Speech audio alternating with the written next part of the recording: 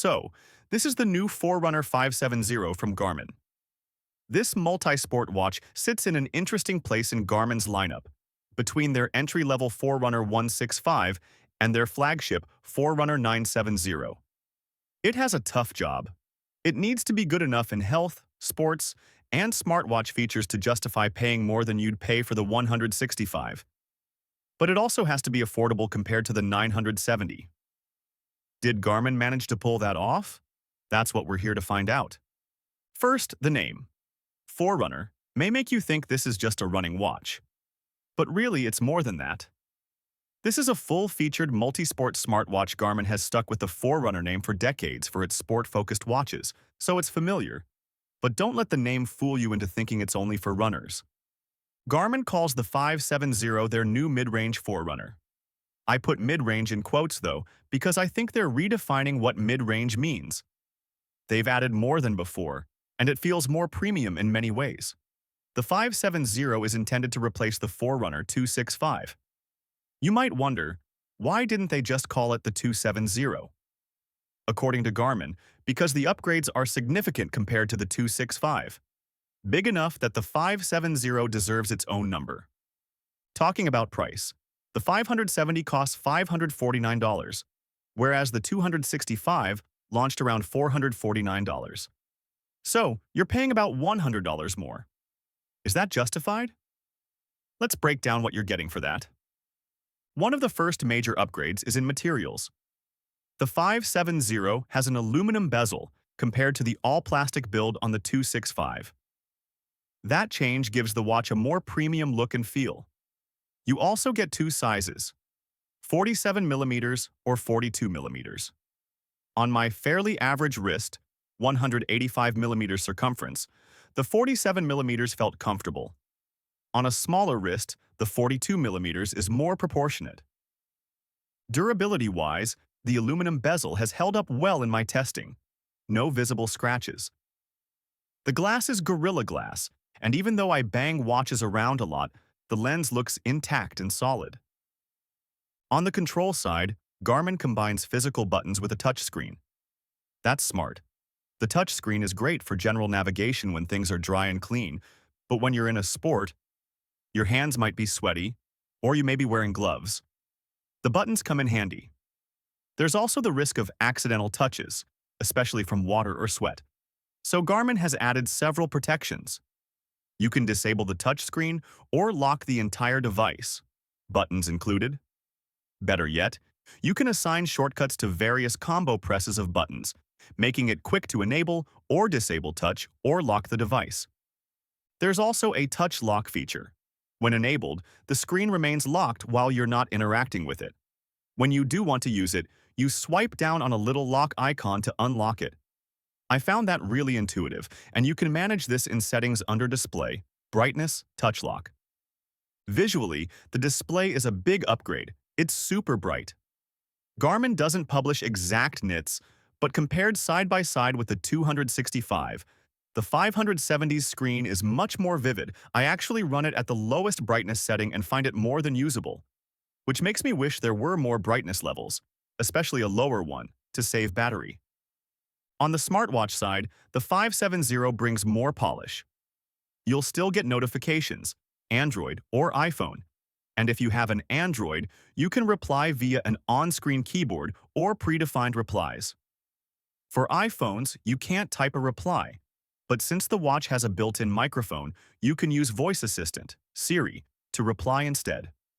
On Android, you also get Google Assistant plus voice replies.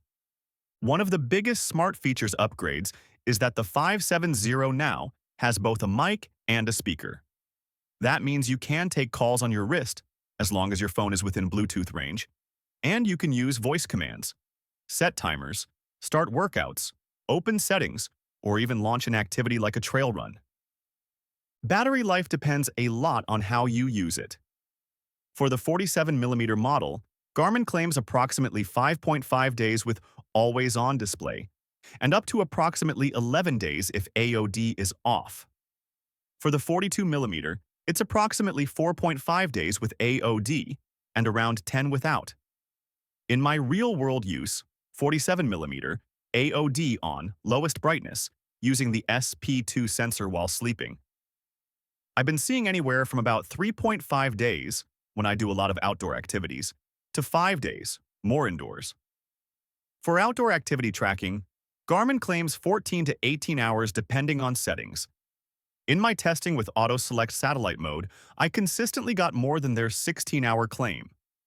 That said, compared to the 265, this is somewhat of a step back in terms of battery life in everyday use. The trade-off is that you get a brighter display and space for the new Mic Plus speaker, which takes up internal room. On the health and activity tracking front, the 570 is very competent.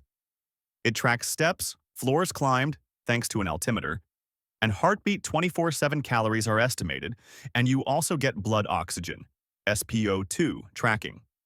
Garmin's body battery metric is here, giving a sense of how charged or drained you are based on your activity and rest.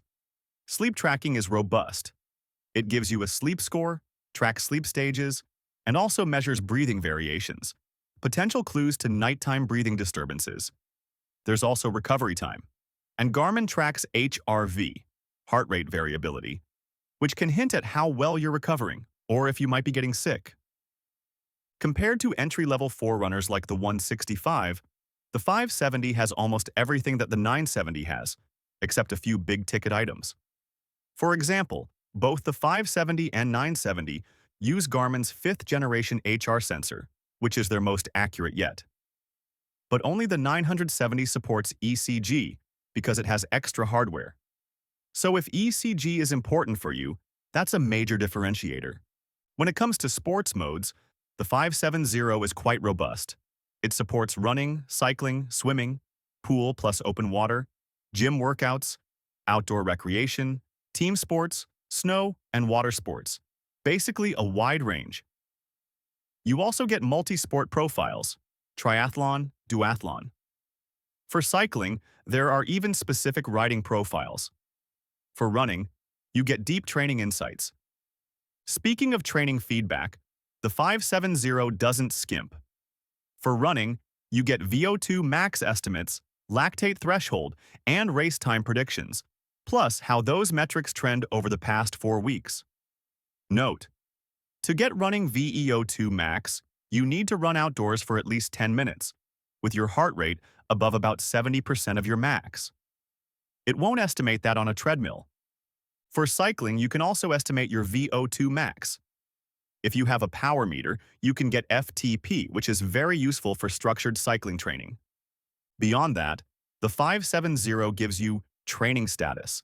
It tells you if your recent training load is productive, peaking, unproductive, or overreaching. This is based on your acute training load, last 7 days versus last 28. How time is distributed across intensity zones, aerobic, anaerobic, etc. Your VO2 max history, and your HRV/recovery metrics. It also factors in how well your body is acclimated to heat and altitude. There's also a training readiness feature, which is a forward-looking metric. It tells you how ready you are to train right now. It considers your training load, recovery from HRV and sleep, recent sleep quality, stress, and more. All in all, the 570 is packed, but it's not perfect. There are a few things it doesn't include, which the 970 has. No ECG support, despite using the same HR sensor. No full offline maps.